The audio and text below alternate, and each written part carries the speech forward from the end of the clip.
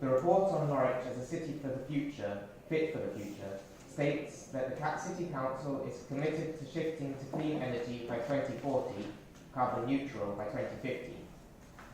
However, as new information is made available to us, I'm aware, and I'm sure that you are aware, that other cities are recognising the urgency of reducing carbon emissions in line with the target set by the Paris Agreement and in accord with the limits that are now being shown by scientists, including the International Panel on Climate Change. The world is on track to overshoot the Paris Agreement's 1.5 degrees Celsius limit before 2050, and cities across the UK are therefore declaring a climate emergency and have committed to become carbon neutral by 2030, taking into account both production and consumption emissions. As the threats to us from climate change are now being shown to be more serious than many people thought, will the Cabinet of Norwich City Council recognise the climate emergency and consider committing to become carbon neutral by 2030? These are measures that are essential if today's citizens are to have a better chance of meeting the needs of the present without compromising future generations, and these measures are not only essential but also entirely achievable. We do recognise the urgency of reducing emissions. That's why we're working on the best possible plan to achieve the largest reductions possible within the available resources available nationally and locally. As discussed, if Norwich City Council becomes a carbon neutral authority, and by when, will be directed by our ongoing work on developing a new environmental strategy and our associated actions. Thank you. Thank you, Councillor McGuire. Jamie, do you have a supplementary question you would like to ask?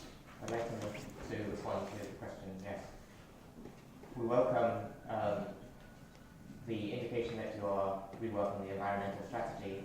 I think the point of this question and the point of the question in 27th of November as well is that there is more information becoming available that shows that the urgency of this is ever more pressing and that we need to take action as soon as possible to save lives. In light of that, I'd like to declare a minute's silence for all those who feel able to for those victims of climate change, those killed in the wildfires in California and Europe, those victims of droughts and famine across the developing world, and victims of flooding closer to home in Europe, in Britain as well. Thank you very much. I'm sure we'll reflect on that and we're welcome to have a minute's silence.